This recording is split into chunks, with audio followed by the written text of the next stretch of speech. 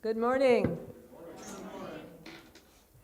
Welcome to the Umpqua Unitarian Universalist Congregation, the church that puts its faith in you.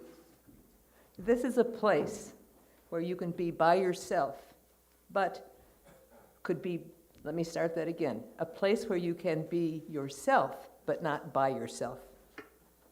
I'm Martha Sinkula, your service leader, and we're so glad that you are here with us today. I especially welcome those of you watching from home and those of you who are visiting for the first time. Please stay for coffee, tea, and conversation after service so we can get to know each other better.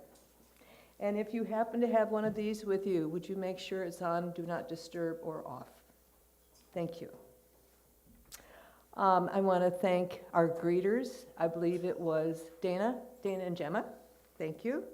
Jake, our fearless leader in the back at our desk with our media. Sean Shea and his wife Susie, who are helping with the music. Genevieve, who's in the office. And Annan, who is here. She usually takes care of kiddos, but she also plays the cello. We are going to hear that today.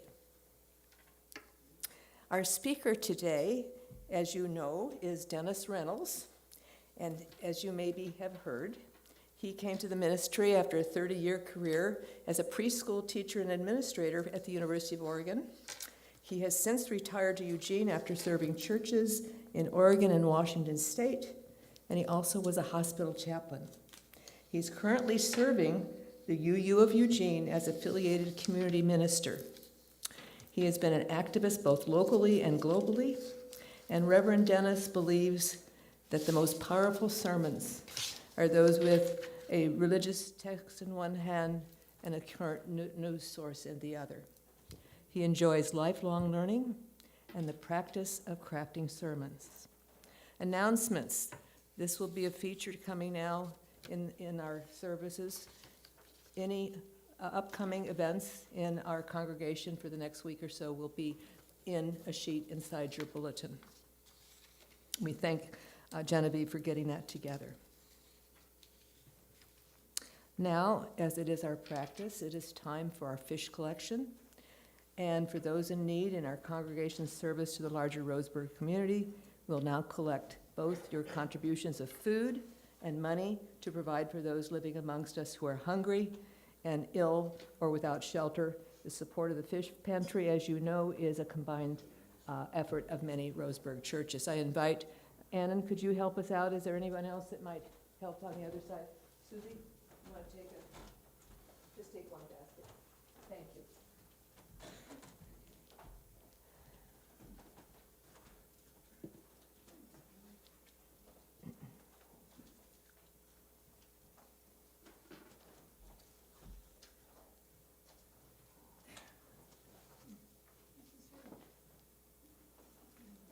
This must be yours, right?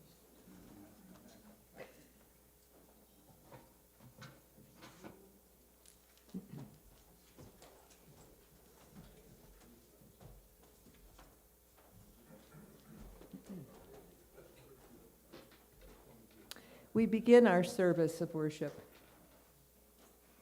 with our chalice lighting. And our chalice lighting this morning is called Braiding Sweetgrass by Robin Wall Kimmerer.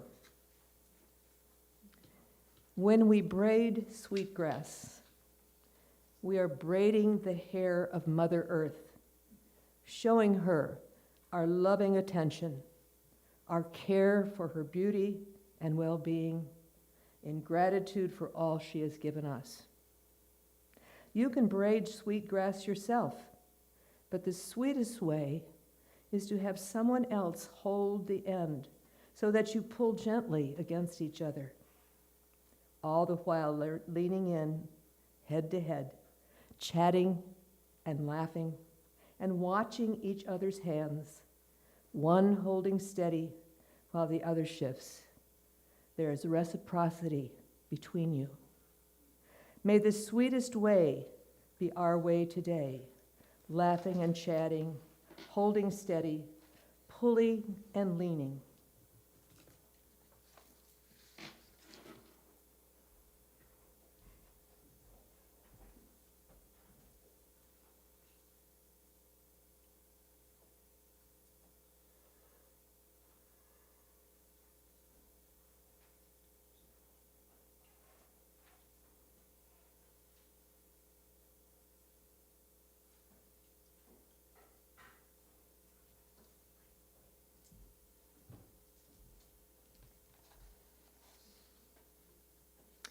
At this time, would you rise in body or spirit and sing as you're able?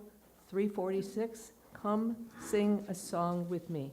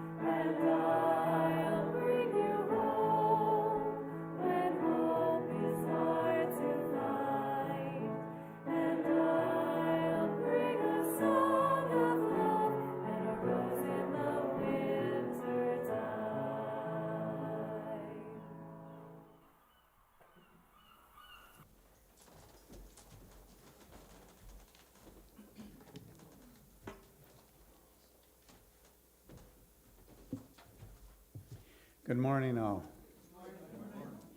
I take literally, as you've heard me describe before, this part of the service being stories for all ages.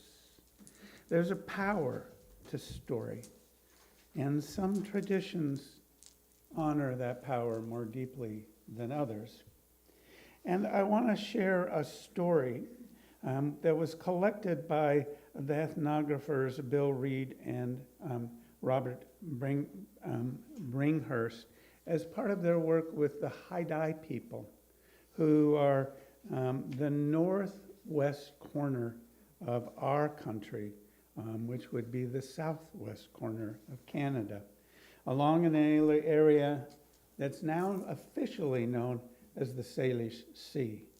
Those parts that were different sides of the border, like the Queen Charlotte Straits and the Puget Sound, are now recognized officially on both sides of the border as one land, the Salish Sea. And the story I'd like to share is titled, The Raven Steals the Light.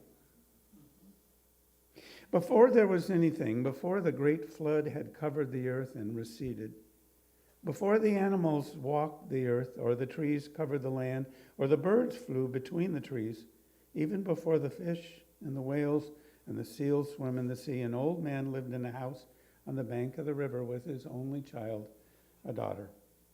Whether she was as beautiful as a hemlock fronds against the spring sky at sunrise, or as ugly as a sea slug, doesn't really matter very much to this story, which takes place mainly in the dark. Because at that time the whole world was dark.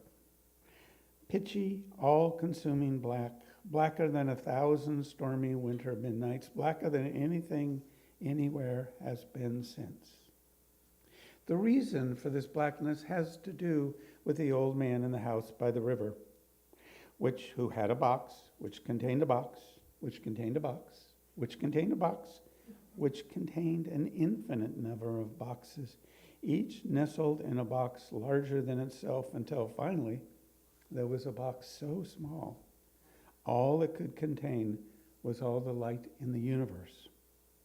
The raven, who of course existed at that time because he has always existed and always would, was somewhat less than happy with all this darkness, since it led to an awful lot of blundering around and bumping into things. It slowed him down a good deal in his pursuit of food and in his constant effort to interfere and to change things. Eventually, his bumbling around in the dark took him close to the home of the old man. He first heard a little singing voice muttering away, and when he followed his voice, he came to the wall of the house. Bonk. And there, placing his ear against the planking, he could just make out the words, "I have a box, and inside the box is another box, and inside many more boxes, in the smallest box of all is all the light of the world, and it is all mine. And then I will give any of it to anyone, not even to my daughter, because who knows, she might be as homely as a sea slug. Neither she nor I would like to know that." It took only an instant for the raven to decide to steal the light for himself, but it took longer for him to invent a way to do so. First, he had to find a door into the house. No matter how many times he circled the house, he couldn't find it. Sometimes he heard the old man or his daughter leave the house to go get water, but they always departed from the side of the house opposite to him, so he couldn't find the door. Finally, Raven retired a little way upstream and thought about how he could enter. He began to think more and more of the young girl who lived there, and an idea began to stir in his imagination. He didn't know if she was as homely as the sea slug or as beautiful as the fawns of the hemlock might be a bright spring summer sunrise, if only there was light enough to make such a sunrise. And then he found the solution to his problems. He waited until the young woman, whose footsteps he could distinguish from those of her father, came to the river to gather water. Then he changed himself into a single hemlock needle, dropped into the river, and floated down just in time to be caught in the basket which the girl was dipping in the river. Even in his much diminished form, the raven was able to make at least a very small magic, enough to make the girl so thirsty she took a deep drink from the water in the basket, and in so doing, she swallowed the needle. The raven slithered down deep into her warm insides and found a soft, comfortable spot where he transformed himself once more, this time into a very small human being, and went to sleep for a long while. And as he slept, he grew. The young girl didn't have any idea what was happening to her, and of course she didn't tell her father, who noticed nothing unusual because it was so dark, until suddenly became very aware indeed of a new presence in the house, as the raven at last emerged triumphantly in the shape of a human boy child. He was, or he would have been, if anyone could have seen him, a strange-looking child with a long beak-like nose and a few feathers here and there. In addition, he had the shining eyes of the raven, which would have given his face a bright, inquisitive appearance, if anyone could have seen those features there. And he was noisy. He had a cry that contained all the noises of a spoiled child and an angry raven. Yet he could sometimes speak as softly as the wind in the hemlock boughs, which an echo of that beautiful sound, like an organic bell, which is also part of every raven's speech. At times like this, his grandfather grew to love this strange new member of the household. And as he gained more and more of the affection and confidence of the old man, the raven felt intently around the house, trying to find where the light was hidden. One day, he found the big box, and he cautiously lifted the lid, but of course could see nothing, and all he could feel was another box. His grandfather heard his precious treasure chest being disturbed, and he dealt very harshly with the would-be thief.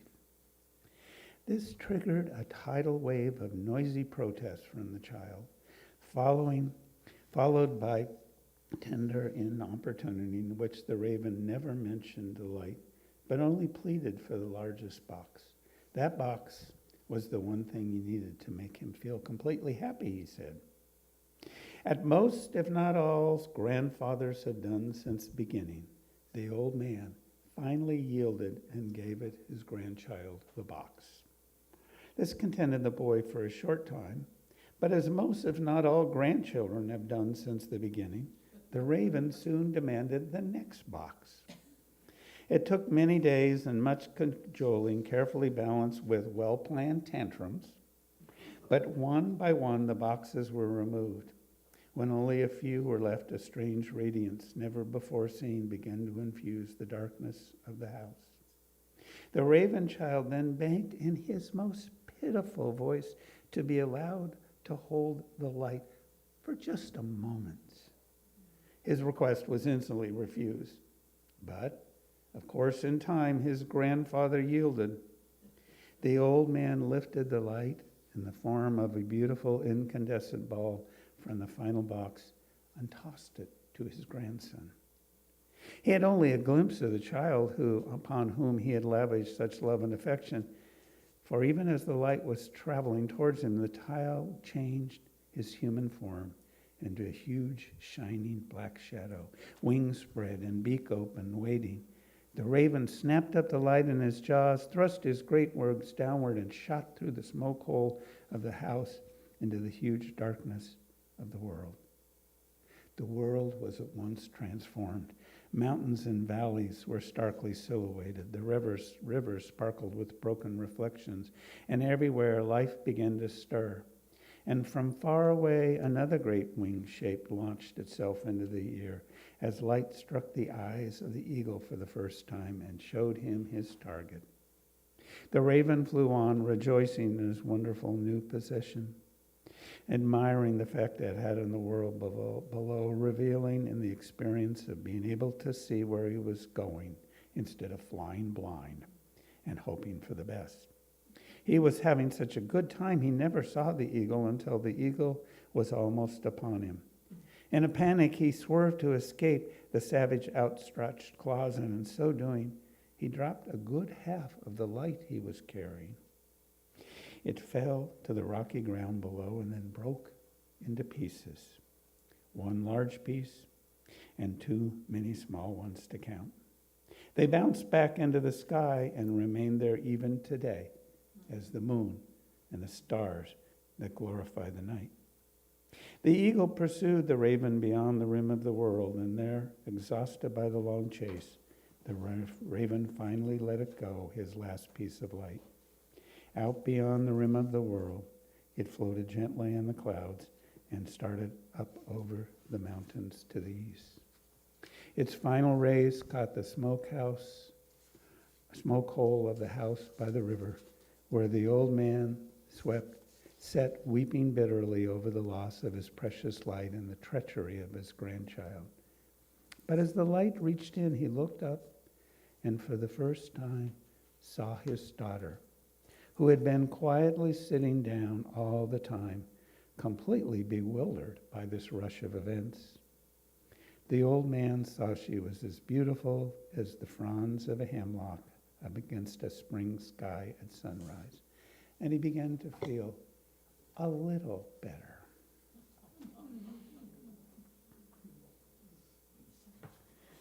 And it doesn't appear we have children to sing out this morning, so we'll move on to the next part of the service.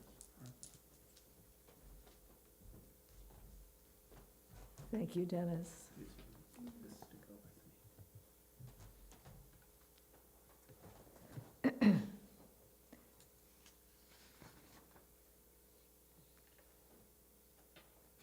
Now is, excuse me, now is the time in our service when we remember our joys and concerns with silent or spoken candlelighting regarding significant milestones in our lives, including those at home to participate. I invite those of you who wish to light a candle, silent or spoken, to please form a line to the right. And for those with spoken candles, please give your name and be brief.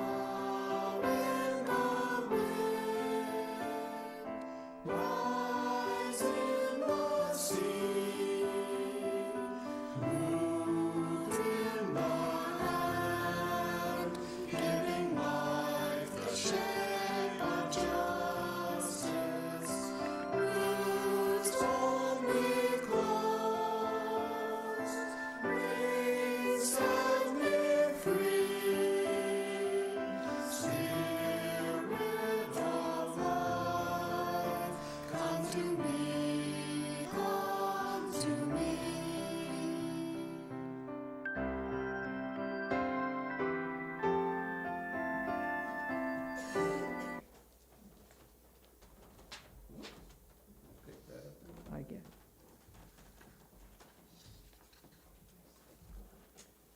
We will now take a collection. We know that our financial contributions to this congregation come from sacrifice and hard work. We are so grateful for this, and we commit together to ensure the funds that we gather collectively do a greater good for ourselves and our world than they could have done alone. May there be an offering to sustain and grow the life and mission of this congregation, and may we give in love and in hope.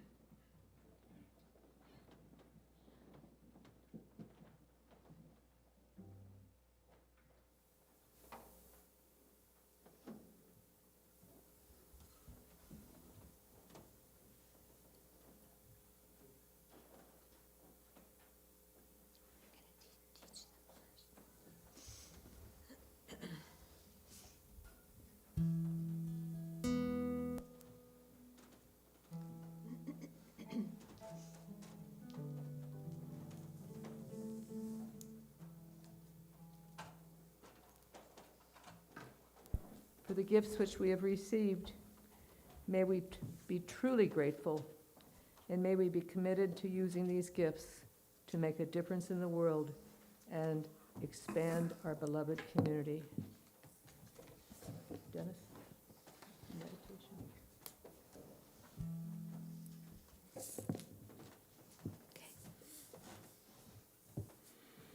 Before we're gifted with more music, I'd like to share some words and some times of silence.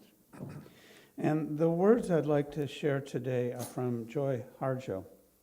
Harjo is from the Muskogee Creek Nation. She served 3 terms as the 23rd Poet Laureate of the United States from 2019 to 2022. The words that I'll share are adapted with permission from her poem, Remember.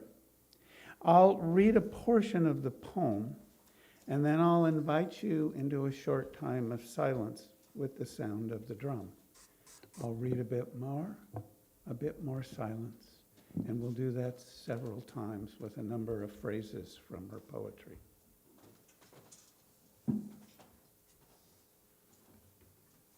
With gratitude to Joy Harjo. Remember the earth whose skin you are, red earth, black earth, yellow earth, white earth, brown earth. We are earth.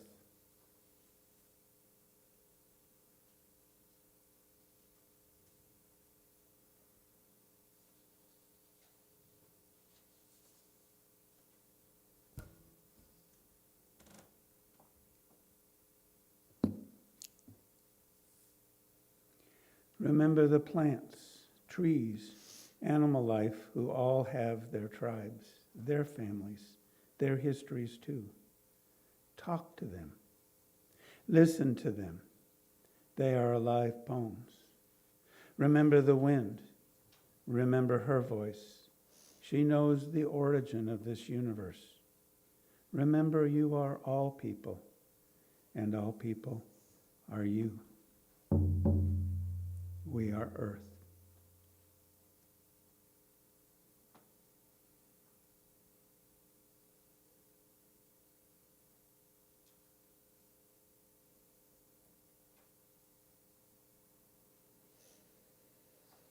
Remember, you are this universe, and this universe is you. We are earth.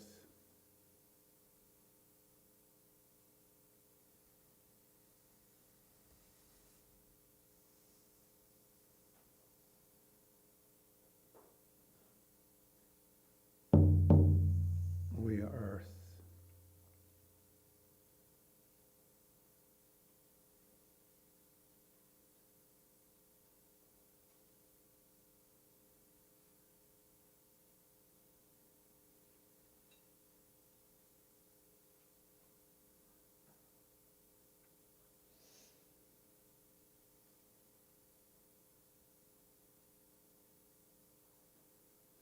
Remember, language comes from this.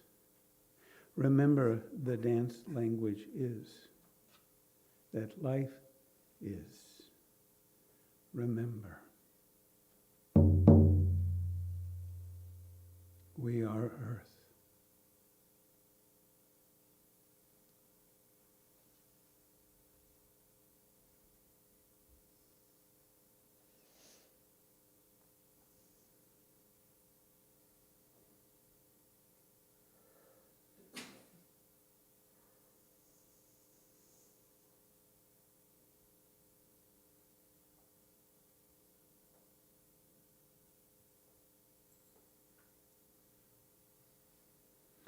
I invite you now to take one deep cleansing breath in and out.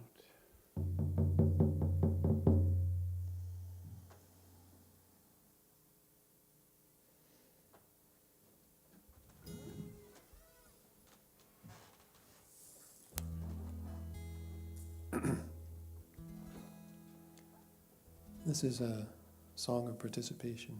I hope you'll join us.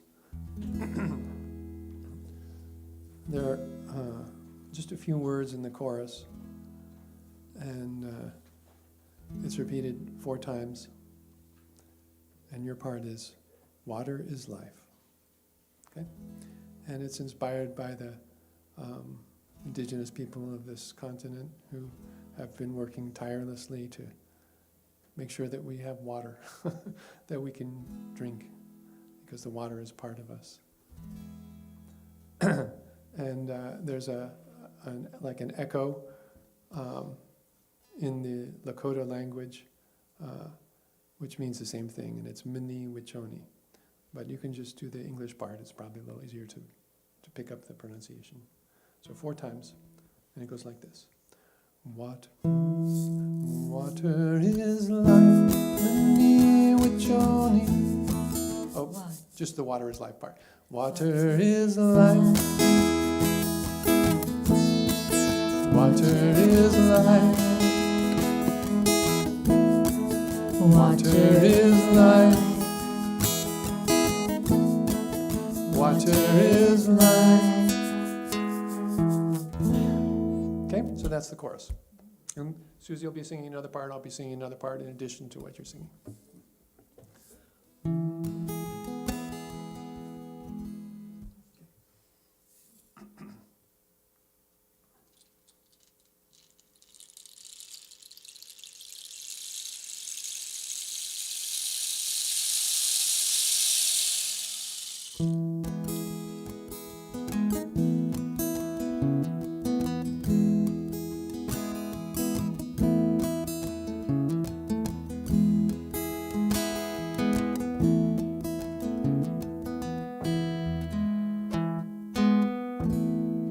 Water is life, Mini Wichoni.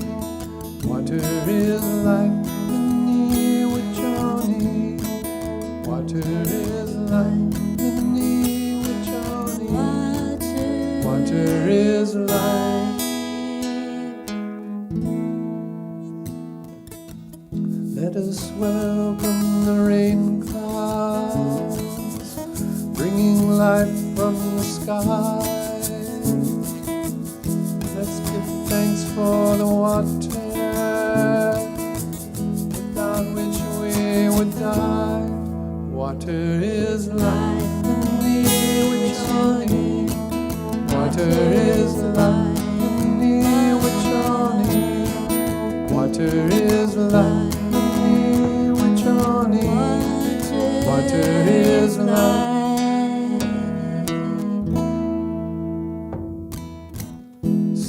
Miracle rain brings, quickening seeds in the earth, as the kiss of the Spirit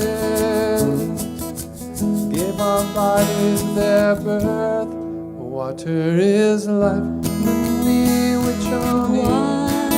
Water is life, Mini Wichoni. Water is life. Water is life. Hear the song of the river as it flows to the sea. In the water's reflection is our own purity. Water is life, Mini Wichoni. Water is life, Mini Wichoni. Water is life, Mini Wichoni. Water is life. Hear the sigh of the ocean as it swallows swallows our waste. Let's of our planet, it cannot be replaced. Water is life, near which your name. Water is life, near which your name. Water is life, near which your name. Water is life.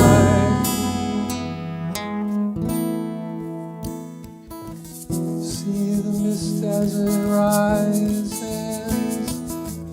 back again to the clouds. Every thought, word, and action shall again come around. Water is life, near with your name. Water is life, near with your name. Water is life, near with your name. Water is life. Water is life, near with your name. Water is life, near with your name. Water is life, near with your name. Water is life. Water is life.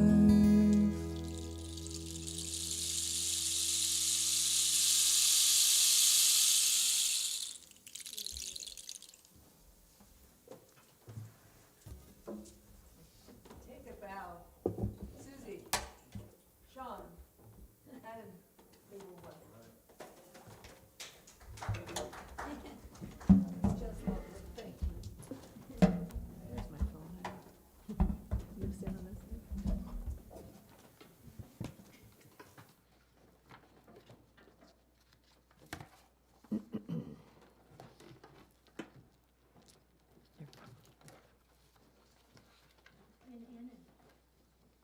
Yes. Go ahead.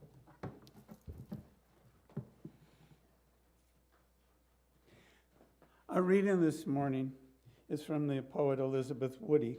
It's entitled Translation of Blood Quantum. The poet Elizabeth Woody is a member of the Confederate Tribes of Warm Springs. She received her BA from Evergreen State College and a master's from Portland State University. She has received the American Book Award and was the Poet Laureate of Oregon for 2016 to 18. Within her poem, she uses a couple of words from the Chinook jargon, Nishichus, which means us or we, and Nusuks, which are the salmon. Translation of Blood Quantum. 3:30 seconds, Warm Spring, Wasco, Yakima, Pitt River, Navajo. 1/32 other. Tribal roll number 1553. 32-second parts of a human being. Sun, moon, evening star, at dawn clouds. Rainbow, cedar, language, colors and sacrifice, love, the great flood. The tortoise carries the parrot, hummingbird, trillium, the crow, raven, coyote, the condor, jaguar, grizzly, timber wolf, sidewinder, the bat, corn, tobacco, sage, music, death, consciousness of the spider web, resurrected prophets, recurrent power of creation is fueled by song. Like the lava, we have always been indomitable in flowing purposes. A perpetuity of the Nishishush means we are rooted in ancestral domain and are free, with any other power reserved in the trace of Treaty 1855 or any other time. We kept peace, preserve and existed through our songs, our dances, our longhouses, and the non-interpretation of giving thanks and observances of the natural laws of creating by the land itself. The Nusuks are as inseparable from the flow of these cycles. Our sovereignty is permeated in its possession of our individual rights by acknowledgement of good for the whole, and this includes the freedom of the Creator in these teachings, given to and practiced by the people. We are watched over by the mountains, not man, not monarchy, or any other manifestations of intimidation by misguided delusions or supremacy over the land, or beings, animate or inanimate.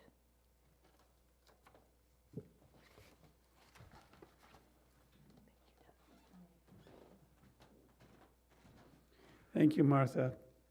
And thanks be to the poet and musicians, and a little special thanks for Sean this morning, who, when I asked him with November coming about a possible songs about gratitude, this is the one he gifted us with. And thus the nature of this morning's worship service, gratitude for those who came before. I'd like to begin my message today by acknowledging the people who came before on this land. On this land where this beloved sanctuary was built as the traditional unceded lands of the Umpqua people, whose name graces both forks of the river that shaped this land, and whose name was chosen as the name for this beloved congregation. This land acknowledgement is in recognition of their gifts and the beginnings of an atonement for harms done. In part, I dearly hope, is a path towards deeper healing.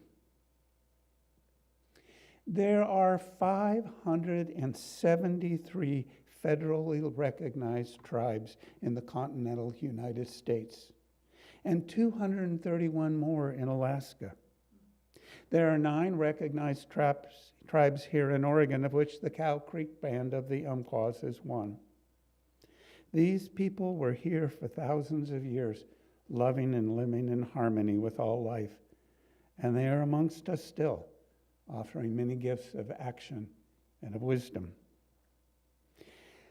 The indigenous peoples of the Americas speak 150 different languages. They represent many distinct and diverse cultures, yet most share a common worldview that emphasizes connection and harmony over individuality and short-term benefit. At the time of first contact with European invaders, they numbered nearly 112 million. By 1650, they were less than 6 million. Today, they make up less than 0.5% of the United States population of 300 million people. Just pause for a moment to think about those numbers. 112 million to about 1.5 million. It's difficult to thoroughly grasp the immensity of the American Holocaust. Yet these people have survived. They, like lava, persist. I had the good fortune to receive through witness and spoken word unique lessons about the persistent power of the indigenous peoples of this land back in the fall of 2016. Though it was now 6 years ago, it just seems like almost yesterday when, at the invitation of a colleague, I joined a small Unitarian Universalist delegation to the Standing Rock Reservation that straddles the border between the states of North and South Dakota. There, first the Standing Rock tribe, and later many other Indian tribes, nations, confederations, and bands came together to oppose a pipeline through indigenous lands, including directly through several sacred burial grounds. Our small delegation of 2 UU clergy and a half dozen folks from the Port Townsend, Washington congregation traveled first by train and then by a rental SUV to the encampment called Oceti Sakowin. Oceti Sakowin is the name given to the Council of the Tribes of the Lakota Dakota peoples. Now, the councils of those separate and sometimes competitive tribes seldom come together. Before Standing Rock, reportedly the last time they had come together was in the 1860s when they had united in a battle that they called the Battle of Greasy Grass. Whites called that battle the Little Bighorn. Well, it seems the time had come again for the nations to come together as one to stop what they called the Black Snake, an oil pipeline from disrupting and discrediting their lands. The Black Snake reference came from a statement attributed some 7 generations earlier to the Lakota mystic and warrior called Crazy Horse. Now, the t-shirt I wear today was brought to us at Sakowin by an indigenous artisan. It represents the images of the separate tribes that came together in council. On the back is an image of the snake created by an artist collective that gathered at the camp.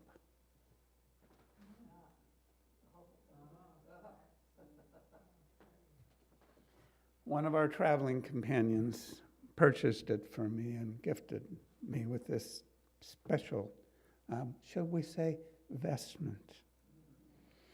The Black Snake, coming across Lakota lands and into the Missouri River, the so-called Dakota Access Pipeline was part of a planned network of pipes to transport tar sands-derived oils from Canada to refineries in the United States. The first proposed pipeline was scheduled to be in a more urban location, but opposition from white communities led them to change their plan. Tribal concerns about the environmental impacts were set aside as the Army Corps of Engineers fast-tracked the process to approve a route through native lands. The tribe refused to simply stand aside, and many tribes and white allies traveled there to support them. In time, 140 different indigenous communities flew their flags at Standing Rock.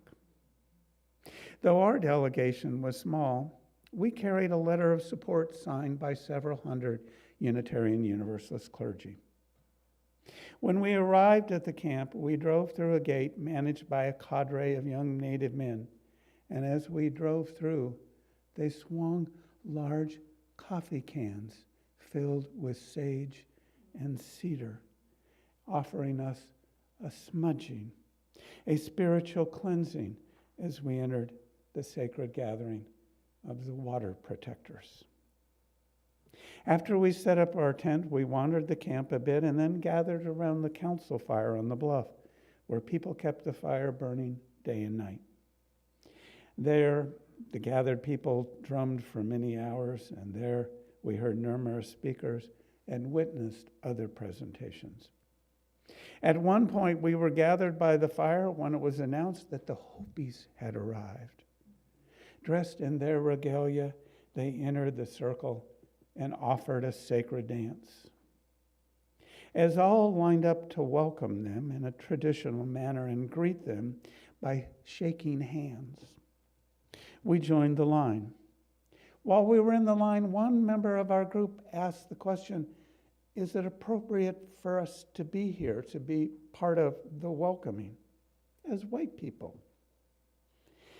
A tall Native man standing right behind us said, of course. There are no tribes here. Here, we are all the same. When our delegation, with clergy wearing our stoles, our vestments, our regalia, presented our letter of support at the council fire, all present lined up to welcome us to the gathering of the tribes. My eyes were damp with tears. As I noted, 150 tribes and many non-native supporters gathered there. 5,000 people were there that weekend. To keep them warm and fed, food and clothing and sleeping bags and funds were donated by many communities and trucked to the site. The Lummis from the Puget Sound sent salmon, a truckload of salmon. Several other tribes sent log trucks filled with wood to be cut and chopped to keep the council fires burning. Other Plains tribes sent beef and buffalo, and the Yakima Nation sent their legal staff. All these people meant the lines for communal meals were long. On our second night there, I was in line for dinner when a young Native woman approached me and she said to me, "Elders go to the front of the line." I looked at her and I said, "When does one become an elder?" She said, "Go to the front of the line."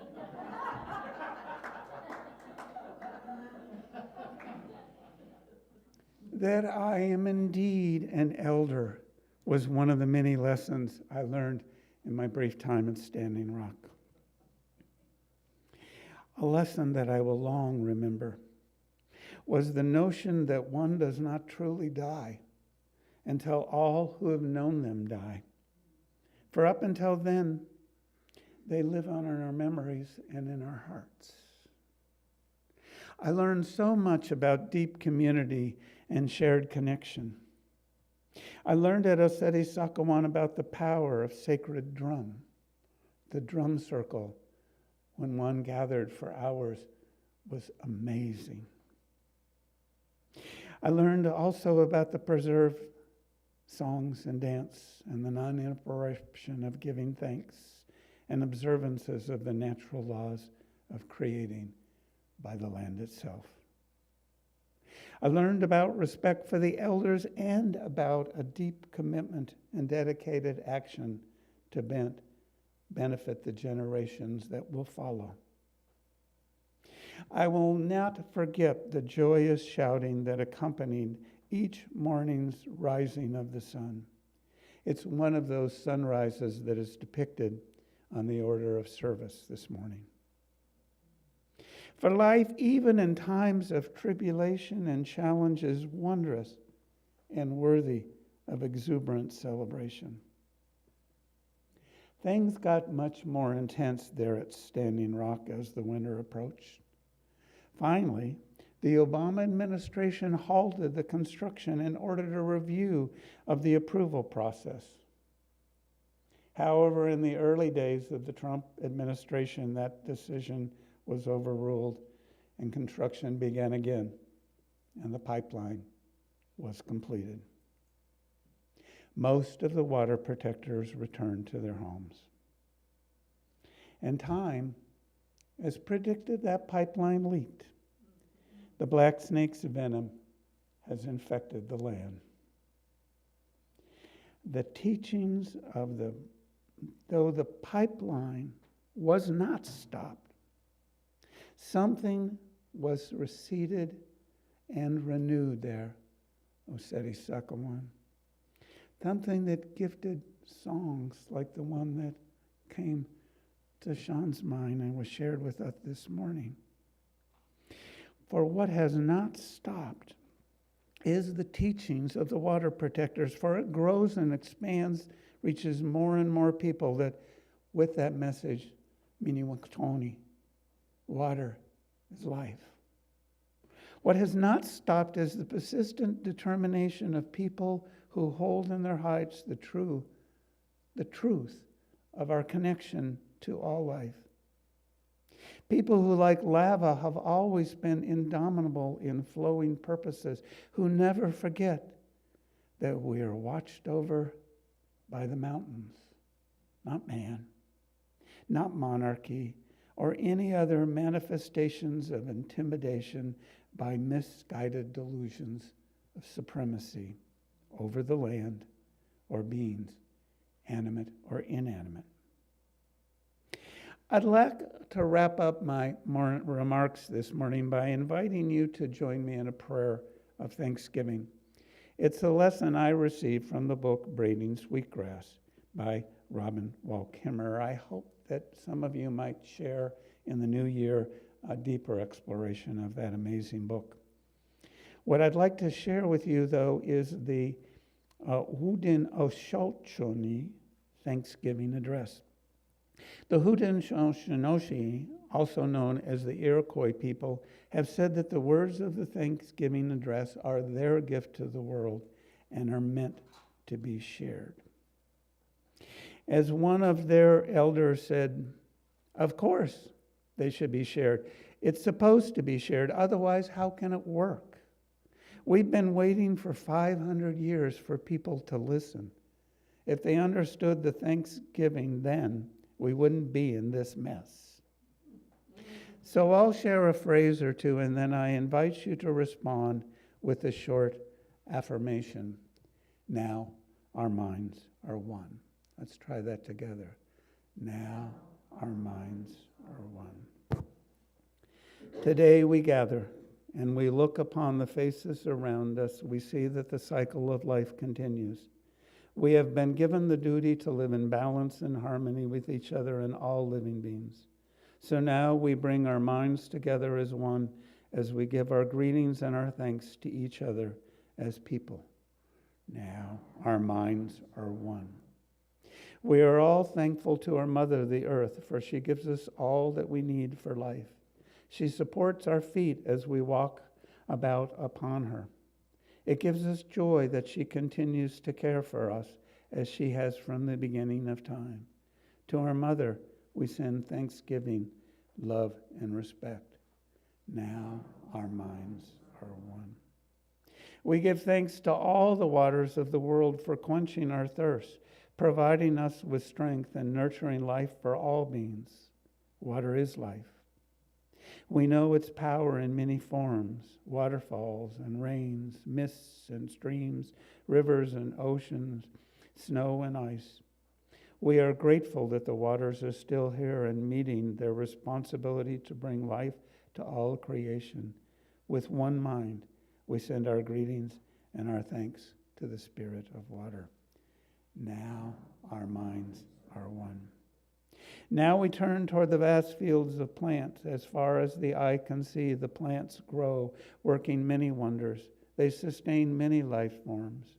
With our minds gathered together, we give our thanks and look forward to seeing plant life continuing for many generations together. Now our minds are one. We gather our minds together to send our greetings and our thanks to all the animal life in the world who walk about with us. They have many things to teach us as people. We are grateful that they continue to share their lives with us and pray that it'll always be so. Let us put our minds together as one and send our thanks to the animals. Now our minds are one. We put our minds together as one and offer thanks to the birds who move and fly about over our heads. The Creator gave them the gift of beautiful song. Each day they remind us to enjoy and appreciate life. The eagle who was chosen to be their leader and to watch over to all the world. To all the birds, from the smallest to the largest, we send our joyful greetings and our thanks. Now our minds are one. We gather our minds together to greet and thank the enlightened teachers who have come to help us through the ages. When we forget how to live in harmony with one mind, when we forget how to live in harmony, they remind us of the way we were instructed to live as people. With one mind, we send our greetings and our thanks to these caring teachers. Now our minds are one. Now we turn toward the Creator, the Great Spirit, and send our greetings and our thanks for all the gifts of creation. Everything we need to live a good life is here on Mother Earth. Let us pile up our thanks like a heap of flowers on a blanket. We will gather each corner and toss them high into the sky, so our thanks should be as rich as the gifts of the world that shower down upon us. For all the love that is around us, we gather our minds together as one and send our choicest words of greeting and thanks to the Creator. Now our minds are one. We have now arrived at the place where we end our words. All the things we have named, it is not our intention to leave anything out. If something was forgotten, we leave it to each individual to send their greetings and their thanks in their own way. Now our minds are one. In this season of thanksgiving and throughout our lives, may our minds be one.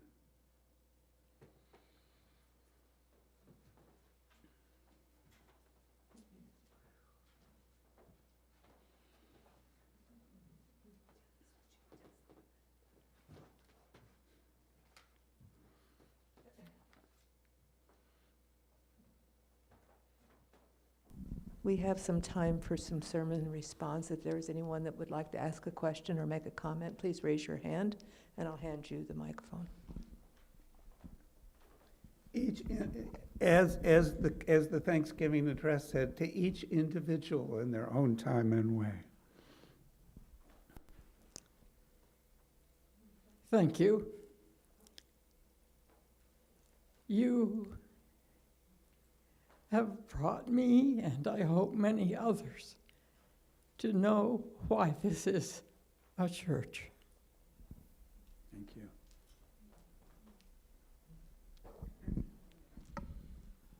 Anyone else? Up here in Oh, the front. Susie, sorry. I think it is part of our Western attempt. The part of the stuff that we do well is find places and times where our minds can be as one. Oh, I just wanted to say a fun fact that just a day ago we had in our midst, in our care, a dog who's on his way out.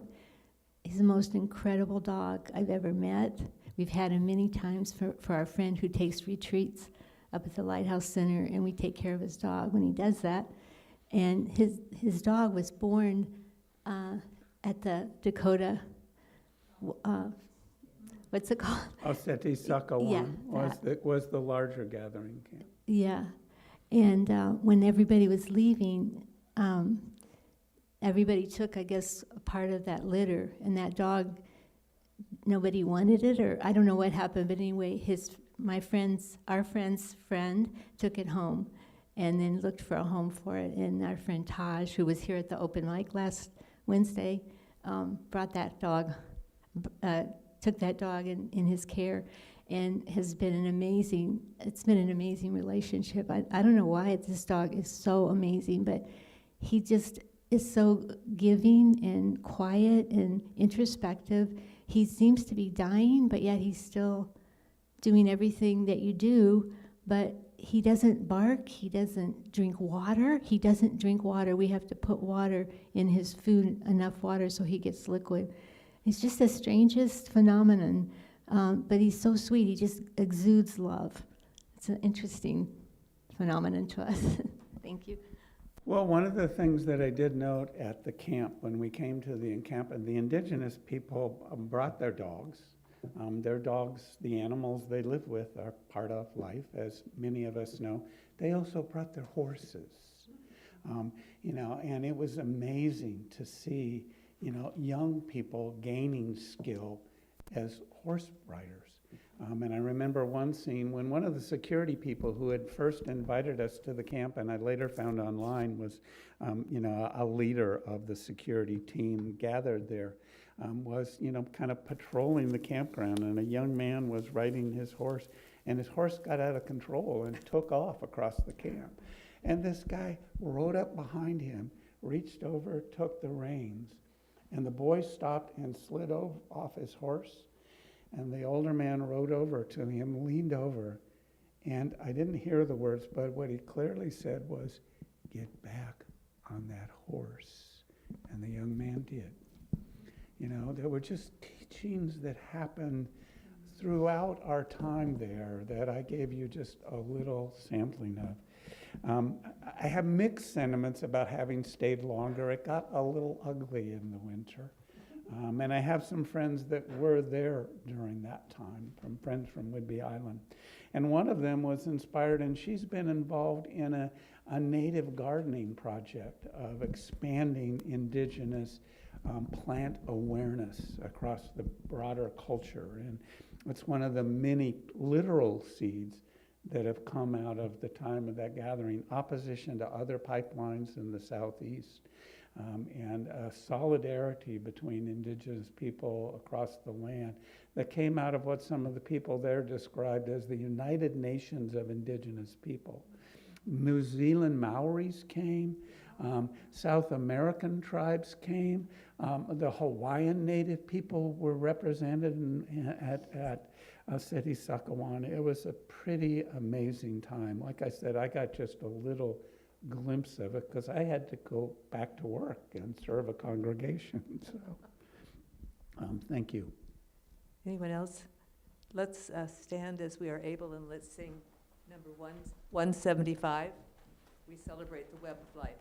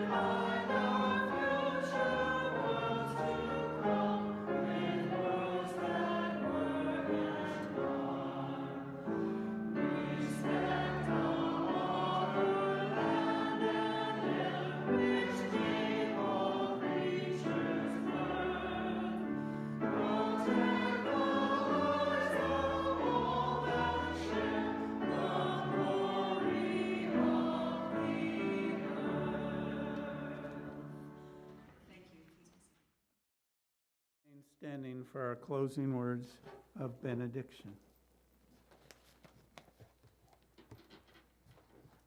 Our words are from Joy Harjo. That is, I didn't find my pages. Sorry, go ahead. The stuff I need for singing by whatever means is garnered by the thought, every heart that ever pounded the earth.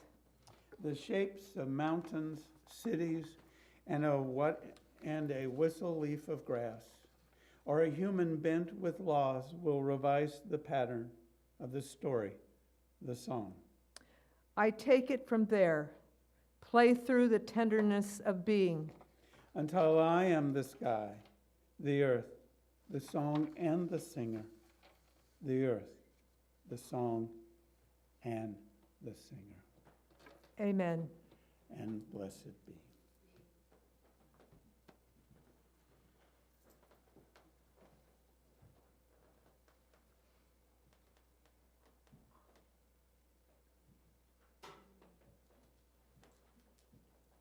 Let us sing our song of ending. Go lift it up.